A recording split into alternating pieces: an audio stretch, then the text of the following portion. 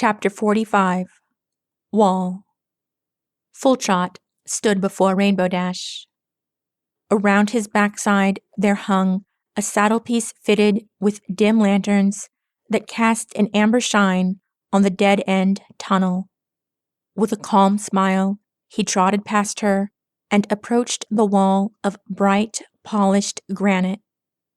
"There's nothing else in the mountain like it," he said, stroking a hoof gently across the material. "It's made out of an immaculate substance. If you strike a pickaxe strongly against it, your tool might break, but there wouldn't be a single scratch left on the material.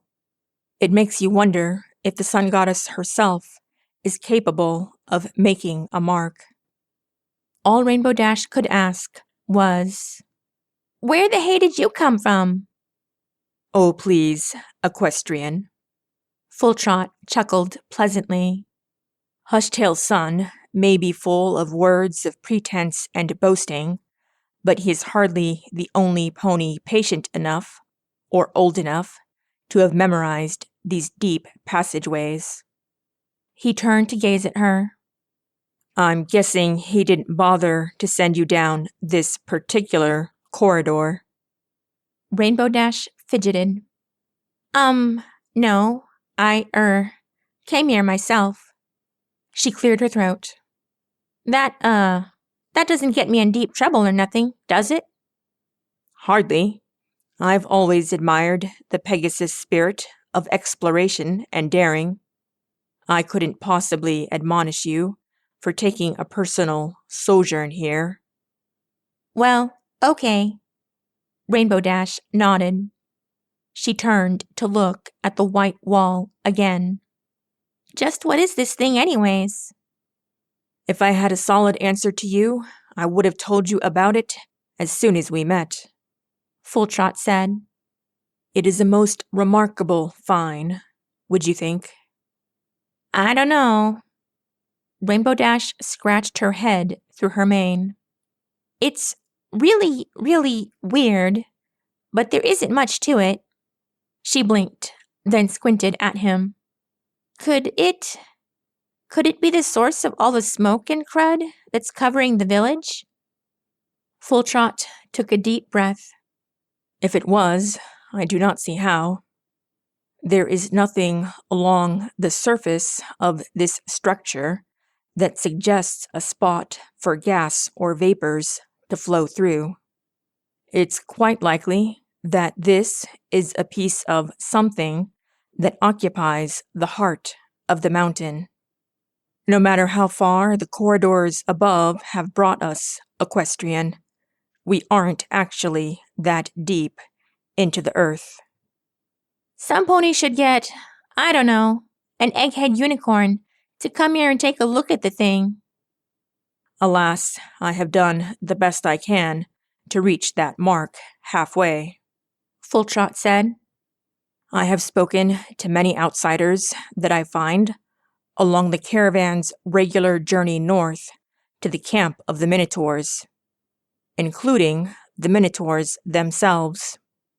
I've been given no proper explanation. I feel the only way to find a true answer is to come in contact with the historical archivists of Wintergate." "Why haven't you then?" Full Trot sighed.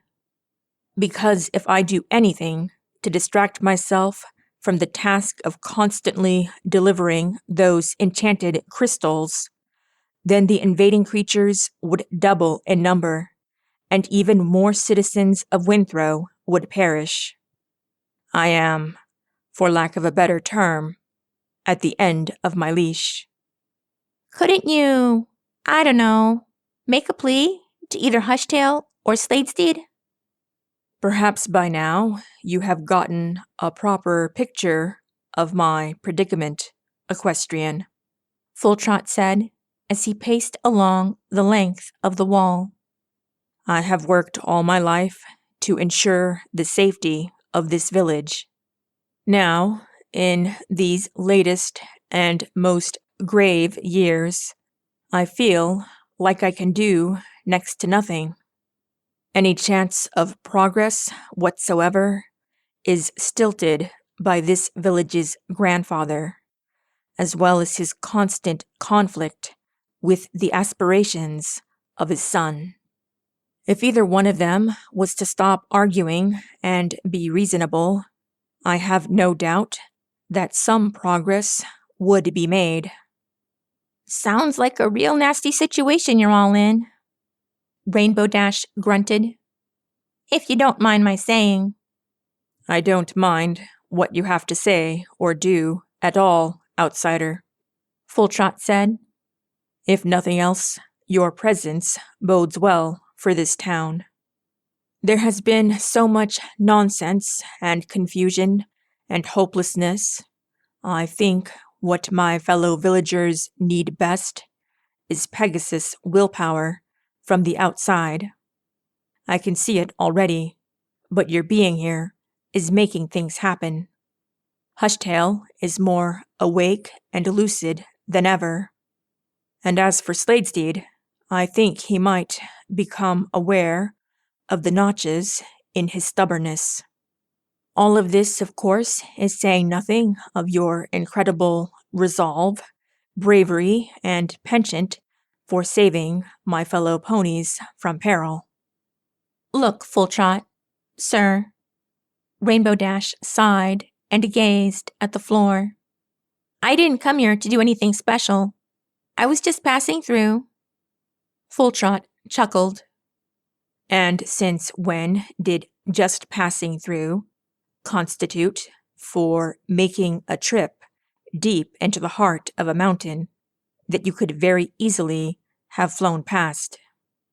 I mean it! Rainbow Dash frowned.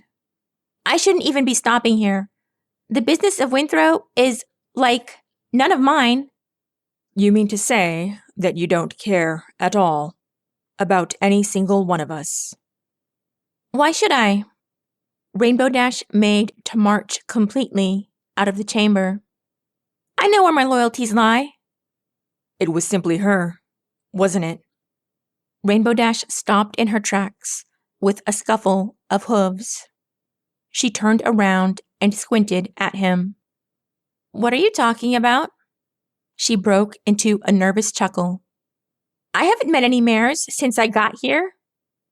The elder pony merely stared at her. Rainbow Dash blinked.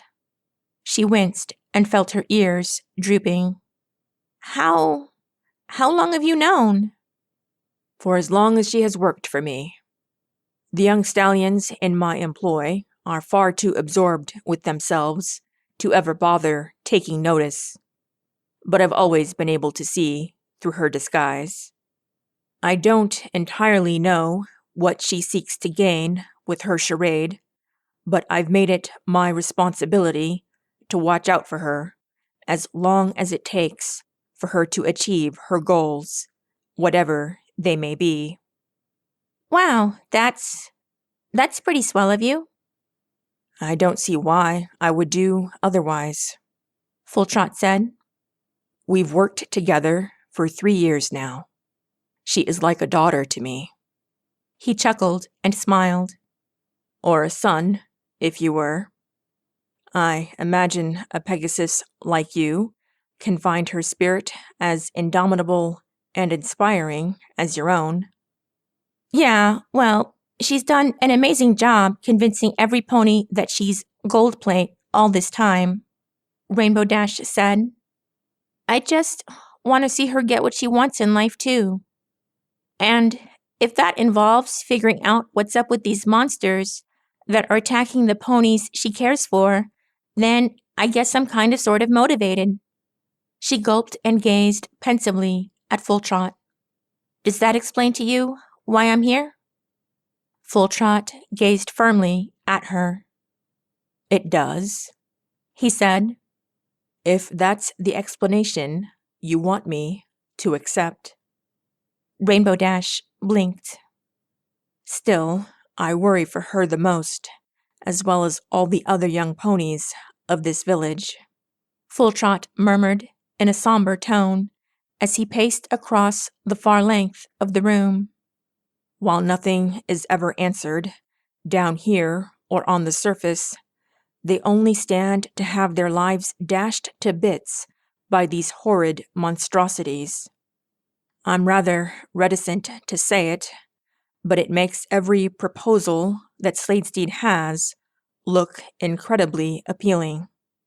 I, too, would like to see these villagers live newer and better lives, even if that means having to experience those lives elsewhere. Rainbow Dash exhaled slowly, gazing at the floor.